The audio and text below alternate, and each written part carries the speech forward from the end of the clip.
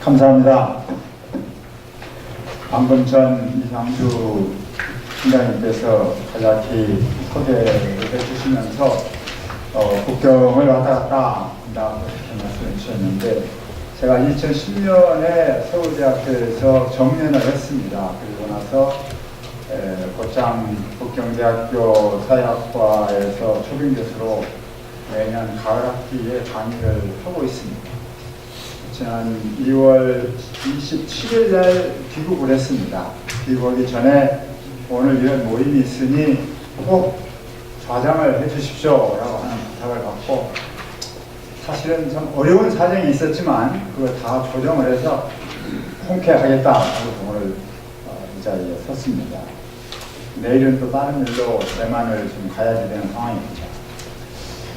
오늘 이 주제는 대단히 의미심장하다고 생각합니다.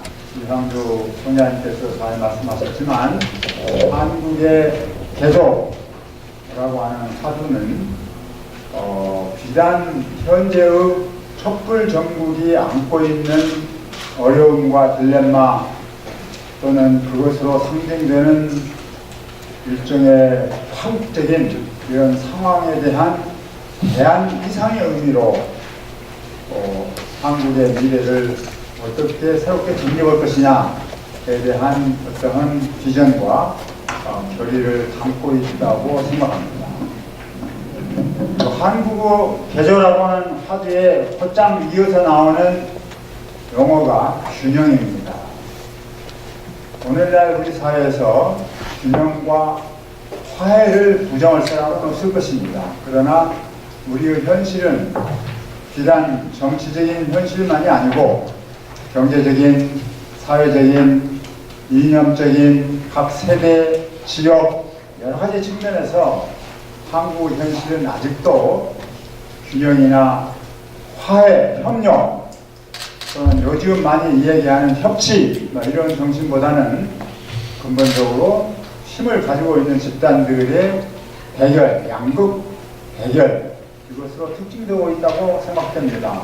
그래서 다수의 국민들이 이 참담한 현실에 대해서 매우 불안하게 생각하면서도 또 탈출구를 정말 강력히 원하고 있음에도 불구하고 현실적으로 그런 탈출구가 보이지 않고 있는 오늘의 현 상황에 대해서 큰 걱정을 하고 있다고 저는 생각하고 아마 많은 분들이 동의하실 것으로 생각합니다. 오늘 좋은 말씀을 해주실 정경배 원장님과 저는 옛날 김대중 대통령 시절에 정책기획위원회 위원장 일을 제가 했습니다. 그때 정경배 원장님과 제가 모시고 같이 일했던 것이 인연이 돼서 지금까지 여러 가지로 교류를 해오고 있는 사이에 오늘 이 귀중한 자리에 저를 초청해 주시고 이 좌장 역할을 맡겨주신 데 대해서 진심으로 감사를 드립니다. 제가 어제 한번 뵀습니다. 그랬더니 오랜만에 만났으니 좌장으로서 하고 싶은 얘기를 앞에 서두에 좀 해주십시오. 저한테 부탁을 하시더군요. 그래서 그 이야기를 듣고 제가 좀 생각을 해봤습니다. 그래서 제가 조금 제 얘기를 앞에 좀 한번 던져보겠습니다. 한국의 개조를 이야기할 때 우선 제 머리에 먼저 딱 들어오는 것은 세월호 참사가 터졌을 때 박근혜 대통령께서 현장에 오셔서 국가 개조를 약속을 했습니다. 무수한 국민이 젊은 학생들이 수장이 되어서 정말 억울하게 이 세상을 떠났을 때 수많은 국민들이 눈물을 흘리면서 애도했고 이것이 뭔가 새로운 발전의 계기가 되기를 진정으로 갈망했습니다. 온 마음, 온 정성이 한데 모여서 이 죽음이 결코 헛되지 않고 이걸 계기로 해서 대한민국이 좀 더 국민이 안전하게 살 수 있는 복리복지가 보장이 되는 안전한 사회를 만드는 계기가 되기를 다 같이 갈망했습니다. 그리고 이 갈망을 담아서 박근혜 대통령이 국가 개조를 하겠다. 시민에게 안전한 삶을 보장하는 국가 개조를 위해서 최대한 노력을 하겠다. 이렇게 약속을 하셨습니다. 그러나 오늘 현실은 정반대입니다. 일부 부처를 개편한 것은 사실입니다. 그러나 어느 국민도 오늘날 위험에 찬 극도로 불안한 한국 사회에서 국민의 삶의 안전이 정부 노력에 의해서 보다 향상되고 있고 지켜지고 있다고 느끼는 국민은 정말 별로 없을 것으로 생각합니다. 이런 상황 속에서 오늘 정경미 원장께서 한국의 개조, 균형 이걸 좀 얘기하십니다. 저는 상당히 뜻있다고 생각해요. 저는 사회학을 한 사람으로서 제가 오늘 이 좌장을 하면서 이런 말씀을 좀 드리고 싶습니다. 한국의 개조를 이야기했을 때 우리가 응시해야 될 것은 무엇인가? 그 한국은 과연 무엇인가? 라고 했을 때 우리의 시야에 들어오는 것은 현재의 촛불 정국과 같은 너무 근시안적인 것이 되어서는 안 된다고 생각합니다. 우리가 일제 식민지시대 해방운동, 독립운동을 거쳐서 해방이 되고 분단이 되고 6.25 전쟁이 터지고 산업화를 거쳐서 민주화를 거쳐서 정부화 시대를 흘려가는 그 결국 짧지 않는 그 시간을 통해서 우리가 전진을 걸어왔습니다. 그러나 그럼에도 불구하고 우리의 현실은 많은 성취에도 불구하고 국민 다수의 삶은 역시 갈수록 심각해지는 빈부격차, 양극화, 사회 갈등, 다양한 형태의 위험들이 일상생활을 짓누르고 있기 때문에 불안과 어려움 속에서 지금 퍼덕이고 있습니다. 국민 다수가. 이럴 때 한국의 개혁, 이라고 하는 화두는 어떻게 보면 긴 악몽으로 과연 우리가 지난 1세기에 걸쳐서 어떤 모습으로 성장해왔고 무엇을 성취했으며 어떤 근본적인 딜레마와 한계에 부딪히고 있는가를 깊게 성찰해서 우리가 성취한 것을 큰 그릇으로 다시 삼고 우리가 놓치고 있는 부분, 실패한 부분을 겸허하게 반성해서 새로운 큰 발전의 도약을 기한다라고 하는 그 뜻이 한국의 개조, 한국이라고 하는 단어의 그 개조라고 하는 뜻이 내포되어 있다고 생각합니다. 이런 큰 그림으로 우리가 오늘의 이 좌담 또는 공개 토론회를 우리가 이해하고 평가해야지 되리라고 생각해요. 그렇게 봤을 때 무엇보다도 중요한 것은 이것이라고 생각합니다. 제가 오늘 정배 원장님 옆에 계시는데 우리가 어떤 유능한 정치가, 유능한 행정가, 유능한 정책 입안관을 목전에다 두고 좋은 정책 제안을 우리가 가지고 있으니 의견을 잘 듣고 이걸 좀 관철해 주세요 라고 접근하는 수가 있습니다. 많은 사회과학자들이 그렇게 하고 있습니다. 실제로. 그러니까 굉장히 좋은 방법이지만 그러나 어떤 의미에서는 이런 정책을 갖고 걸어놓기 그 이전에 사실은 하나도 근본적으로는 정치가 제대로 돼야지 됩니다. 정치가 제대로 되지 않으면 아무리 좋은 정책이라 하더라도 제 빛을 발휘할 수가 없게 돼요. 우리 지도권의 광원에서 보면. 근데 좋은 정치를 우리가 요구하는데 좋은 정치가 되려면 어떻게 해야 되느냐? 사실은 모든 것의 뿌리는 우리 국민들, 시민들한테 있다고 생각합니다.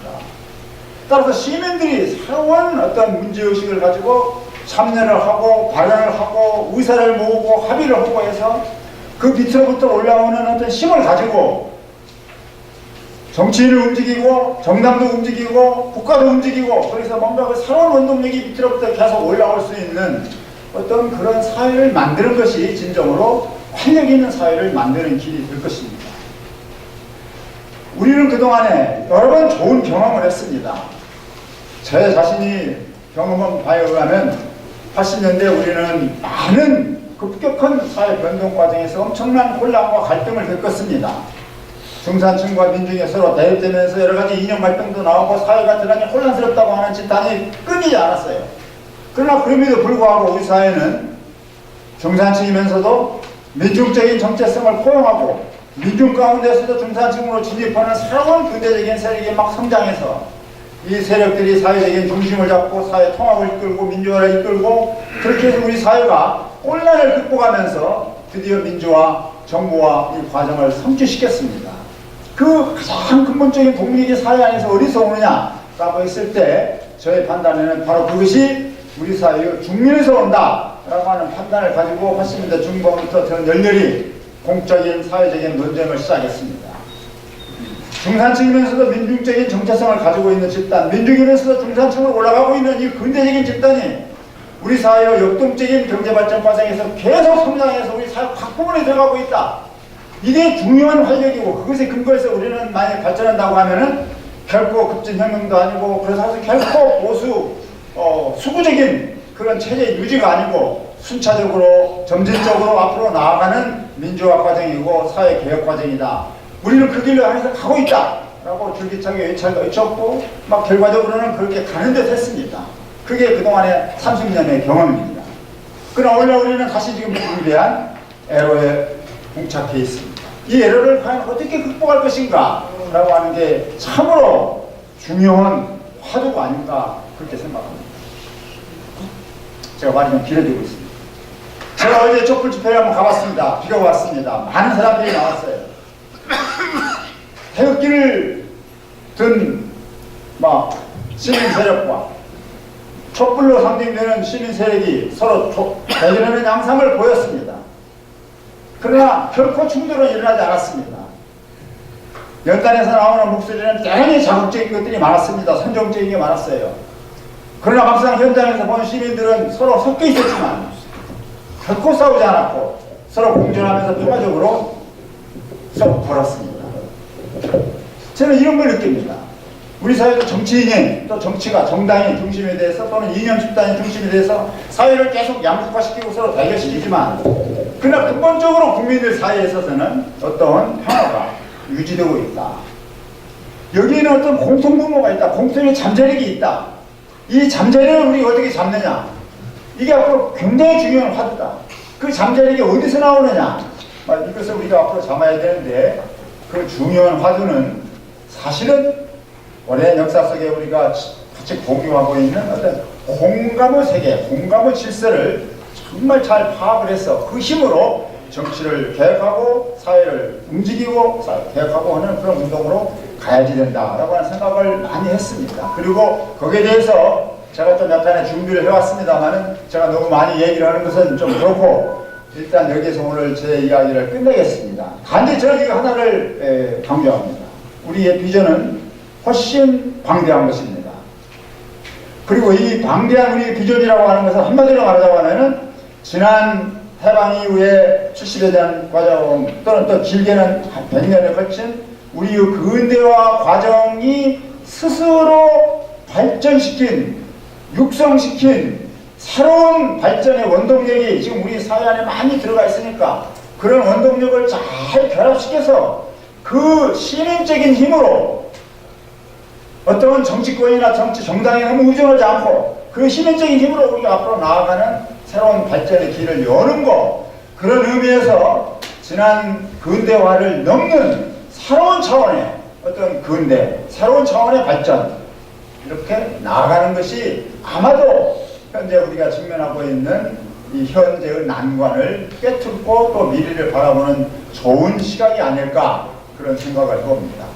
그런 의미에서 한국의 계절이라고 하는 것은 매우 유의미한 그런 화두이고 또 그런 큰 차원에서 오늘의 토론을 우리가 다 같이 이해하고 또 자리매김하고 우리가 무엇을 할 수 있는가를 토론할 수 있는 기회가 되었으면 참으로 좋겠습니다. 말이 길어서 감사합니다.